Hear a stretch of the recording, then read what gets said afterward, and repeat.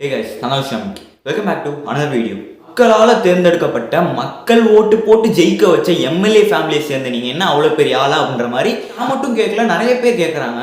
நான் ஒரு டாக்டர் ஆகணும், ஸோ அதனால எனக்கு கொஞ்சம் காசு தேவை, அந்த காசு சேர்த்து வைக்கிறதுக்காக நான் வீட்டு வேலை செஞ்சு அந்த காசு சேர்த்து வைக்கிறேன் அப்படின்னு சொல்லி வீட்டு வேலை செய்யறதுக்கான போன பெண்ணை வந்து கொடூரங்கள் பல டார்ச்சர் எம்எல்ஏவோட பையனும் அவனோட மருமகளும் பண்ணியிருக்காங்க அப்படின்ற மாதிரி ஒரு நியூஸ் கண்டிப்பாக நீங்கள் எல்லாருமே கேள்விப்பட்டிருப்பீங்க. ஸோ இன்றைக்கி நம்ம வீடியோவில் என்ன ஆச்சு அப்படின்றத பற்றி தான் பார்க்க போகிறோம். அது மட்டும் இல்லாமல் ஒரு யாரில் இருக்க ஃபேமிலியை சேர்ந்தவங்கன்னா என்ன வேணாலும் பண்ணலாமா அப்படின்ற மாதிரி கேள்விகளோட இந்த வீடியோவை தொடங்குறேன். வாங்க வீடியோக்குள்ள போகலாம்.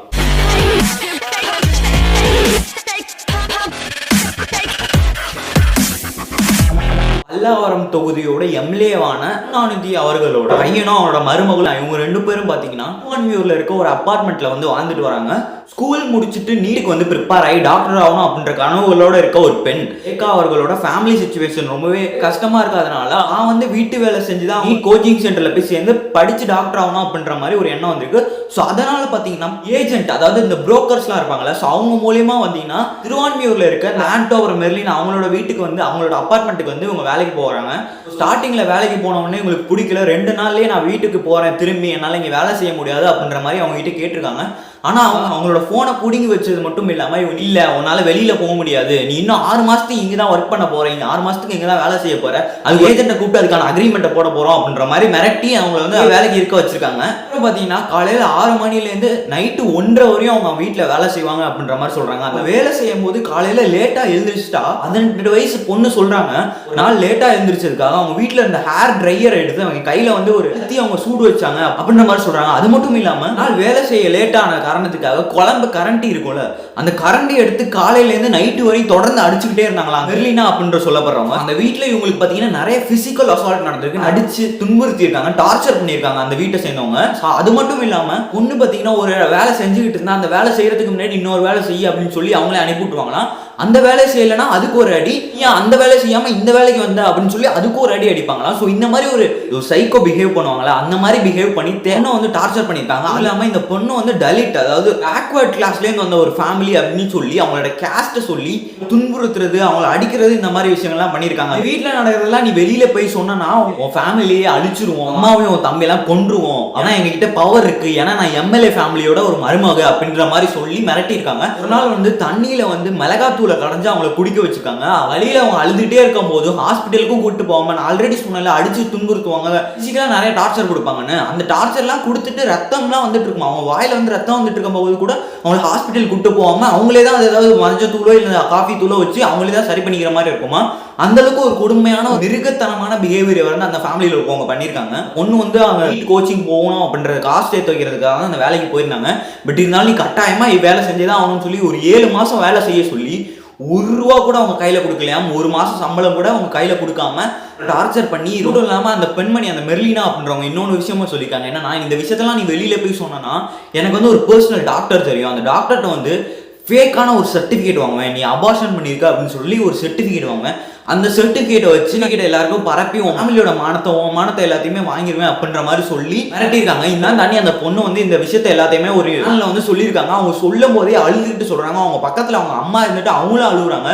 ஸோ அந்த பொண்ணுக்கு எவ்வளோ கொடுமைகள் அனுபவிச்சிருப்பாங்க அப்படின்ற மாதிரி யோசிச்சு பாருங்க. தன்னோட கனவை நிறைவேற்றிக்கணும் அப்படின்னு நினச்சி வீட்டு வேலை செஞ்சாவது அதில் நம்ம காசு சேர்த்து அதில் வந்து கோச்சிங் சென்டரில் போய் படித்து அது மூலயமா நம்ம டாக்டர் ஆகலாம் அப்படின்னு நினச்ச ஒரு பொண்ணை இந்த அளவுக்கு ஒரு டார்ச்சர் கொடுத்து இந்த அளவுக்கு துன்புறுத்தின இந்த மிருகங்களுக்கு என்ன தண்டனை கொடுக்கணும் அப்படின்றது வந்து உங்ககிட்டே விட்டுறேன். அது மட்டும் இல்லாமல் இந்த விஷயம் வந்து வெளியில் வந்ததுனால நம்ம எல்லாருக்குமே தெரியும். பட் இது மாதிரி எத்தனையோ விஷயங்கள் இந்த தமிழ்நாட்டிலையும் சரி இந்த இந்தியா ஃபுல்லாக சரி எத்தனையோ விஷயங்கள் இந்த மாதிரி நடந்துட்டு இருக்கு. காசு அடிப்படையாக வச்சோ பணத்தை அடிப்படையாக வச்சோ நீ வந்துட்டு காசு இல்லை, நீ எனக்கு வேலை செய்யணும், உன்னை இப்படிதான் அடிமைத்தடவை பண்ணுவேன், உன் வந்து கீழ் ஜாதி நான் மேல் ஜாதி, நீ வந்து அந்த மதம் நீ வந்து இந்த மதம் அப்படின்ற மாதிரி பிரிவினைவாதம் பண்ணி நிறைய விஷயங்கள் வந்து நடந்துகிட்டே தான் இருக்கு. இந்த விஷயங்கள் நடந்துச்சு, இதுக்கு ஏதாவது நடவடிக்கை கவர்மெண்ட் சைடோ இல்லை போலீஸ் சைடோ ஏதாவது எடுத்தாங்களா அப்படின்னு கேட்டீங்கன்னா எம்எல்ஏவோட மகன் மீதும் மருமகள் மீதும் கிட்டத்தட்ட ஒரு 5 பிரிவின் கீழே கேஸ் பதிவு செஞ்சிருக்கேன் அப்படின்ற மாதிரி சொல்லியிருக்காங்க. பட் அளவுக்கு அவங்களுக்கு கரெக்டான தண்டனை கொடுப்பாங்களா அப்படின்றதெல்லாம் எனக்கு தெரியல.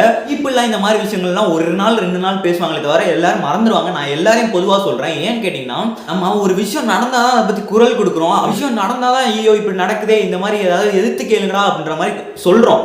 ஆனால் இந்த மாதிரி விஷயங்கள் நடக்கும் அப்படின்றது நம்மளுக்கு எல்லாருக்குமே தெரியும். ஏன்னா நம்ம படங்கள்லாம் பார்த்துருப்போம். படங்களும் இதுவும் ஒன்னான்னு கேட்டீங்கன்னா இல்லை, பட் படங்களில் வர சில விஷயமே இங்கே நடக்குது. எக்ஸாம்பிள் சொல்லணும்னா அறம் அப்படின்ற ஒரு படத்தில் வந்து ஆழ்துளை கிணறுல வந்து ஒரு குழந்தை விழுதுரும். ஸோ அதே மாதிரி சுஜித் அப்படின்ற ஒரு குழந்தை திருச்சியில் வந்து விழுந்துச்சுல, படத்தில் காட்டுற பிரிவினைவாதம்லாம் நிஜத்தில் இருக்காது அப்படின்ற மாதிரி நிறைய பேர் நினச்சிட்டு இருக்கீங்க. அப்படிலாம் இல்லை. படத்துல காட்டுறதும் சரி, நிஜத்துலையும் சரி, நிஜத்துலலாம் அந்த மாதிரி விஷயங்கள் நடக்கலன்னு நினைச்சீங்கன்னா கண்டிப்பா அந்த மாதிரி விஷயங்கள் நடக்குது. அதுக்கு இதுவும் ஒரு எக்ஸாம்பிளா இருக்கும். ஸோ நான் என்ன சொல்றேன்னா, ஒவ்வொருத்தரும் நான் தன்னை தீர்த்திக்கிட்டு பக்கத்துல இருக்கவங்களுக்குலாம் சொல்லணும், இந்த மாதிரிலாம் பிரிச்சு பார்க்காதீங்க, எல்லாருமே மனுஷங்க தான், எல்லாருமே இந்த பூமியில தான் பிறந்தோம். பணக்காரங்க ஒன்று பிறக்கும் போதே ரெக்வஸ்ட் பறக்கல, எல்லாருமே ஈக்குவலா தான் பிறந்தோம் அப்படின்ற மாதிரி சொல்லி தான் எல்லாருக்கும் கொடுக்கணும். ஸோ அது மட்டும் இல்லாம பவர்ல இருக்கவங்க எல்லாருக்குமே மக்களோட ஓட்டு போட்டதுனால அவங்க பவர்ல இருக்காங்க அப்படின்ற ஒரு எண்ணம் இருந்தாலே, அவங்களுக்கு மட்டும் இல்லை, அவங்க ஃபேமிலி எல்லாருக்கும் இருந்தாலே, அந்த பயம் இருந்தாலே இந்த மாதிரி விஷயங்கள் நடக்காம இருக்கும். ஒருத்தர் பவர்ல இருக்கானா ஒழுங்கா நேர்மையா நடந்துக்கிட்டு உங்களுக்கு சரியான முறையில் எல்லாமே செஞ்சா அவன் மட்டும் இல்ல, அவன் ஃபேமிலியில இருக்கவங்க எல்லாருமே அதே மாதிரி தான் இருப்பாங்க. பட் இதை தாண்டி இப்ப இந்த ஒரு விஷயம் நடந்திருக்குல்ல, இதுக்கு சரியான ஒரு தண்டனை கிடைச்சாதான் இந்த மாதிரி இன்னொருத்தர் வந்து பண்றதுக்கான வாய்ப்புகள் கம்மியாகவும் பயப்படுவாங்க. இனிமேல் இந்த மாதிரி விஷயத்தை பண்றதுக்கு பயப்படுவாங்க. பவர்ல இருந்தா நான் என்ன வேணாலும் பண்ணலாம் அப்படின்ற எண்ணத்தை விடுவாங்க. ஸோ இந்த ஒரு விஷயத்த வந்து நம்ம தான் ட்ரெண்ட் பண்ணணும், நம்ம தான் இதுக்கு வந்து குரல் கொடுக்கணும். மொபைல் ஃபோன் வச்சிருப்பீங்க, முடிஞ்சா உங்க மொபைல் ஃபோன்ல இருந்து உங்களுக்கு ஒரு குரலை வந்து ட்விட்டர்ல போடுங்க, ஒரு ஹேஷ்டாக் ஜஸ்டிஸ் ஃபார் ரேகா அப்படின்ற மாதிரி போட்டு. ஏன் சொல்றேன்னா, இன்னைக்கு வந்து ரேகா அப்படின்ற ஒரு பெண்மணிக்கு இங்க நடந்திருக்கு. இந்த மாதிரி கொடுமைகள் எல்லாம் நம்மளால டைரக்டா தடுக்க முடியலனாலும் இந்த மாதிரி ஏதாவது ஒரு விஷயம் பண்ணியாவது தடுக்க ட்ரை பண்ணுவோமே. இதுக்கப்புறம் இதுமேல் யாராவது இது மாதிரி ஒருத்தன் பண்ணணும்னு நினைச்சாங்க, இவங்களுக்கு இவ்வளவு பேர் தண்டனை கொடுத்துருவாங்க, இது மாதிரி நம்ம பண்ணக்கூடாது அப்படின்ற பயம் வரும். அதே நேரத்தில் எல்லா மக்களும் ஈக்குவலா பார்க்கணும் அப்படின்ற ஒரு எண்ணமும் வரும். ஸோ அதனால சொல்றேன், நம்ம தான் இதுக்கு குரல் கொடுக்கணும். ஆக்சுவலி நான் இன்னைக்கு வந்து வேற வீடியோ போலான்னு இருந்தேன், மணிப்பூர்ல நடந்த ஒரு விஷயத்தை பத்தி போலான்னு இருந்தேன், நாளைக்கு போடுறேன். நான் நேற்று நைட்டு பார்த்தேன் இந்த விஷயத்தை பார்க்கும்போதே எனக்கு ரொம்ப கஷ்டமா இருந்துச்சு. இந்த மாதிரி விஷயங்களை வந்து சோசியல் மீடியா ட்ரெண்டுக்காக தான் நிறைய பேர் போடுறாங்களே தவிர மனசார யாருமே அதை பத்தி பேசுறது இல்லை. மனசார பேசுறது இல்லைனாலும் பரவாயில்ல, உங்க மாதிரி யாருக்குமே இனிமேல் நடக்காம இருக்கிறதுக்காகவாவது அதுக்காக குரல் கொடுங்க அப்படின்றது தான் என்னோட ஒப்பீனியனா இருக்கு. இந்த ஒரு விஷயத்துக்காக என்னால முடிஞ்ச குரலை நான் கொடுத்துட்டேன். நீங்களும் உங்களால முடிஞ்ச குரல் ட்விட்டர்லயோ ஏதோ ஒரு சோசியல் மீடியால போய் கொடுங்க. அது மூலயமா இதுக்கப்புறம் இந்த மாதிரி விஷயங்கள் நடக்காம இருக்கிறதுக்கான பாசிபிலிட்டி வந்து கம்மியாகும். ஸோ இந்த வீடியோ இதோட முடிச்சுக்கலாம்னு நினைக்கிறேன். அந்த பொண்ணுக்கான சரியான நியாயம் அப்படின்றது கிடைக்கும் அப்படின்ற சொல்லி நம்பி நான் இந்த வீடியோ முடிச்சுக்கிறேன். ஸோ இதே மாதிரி நாளைக்கு இன்னொரு வீடியோவில் சந்திக்கிறேன். பை.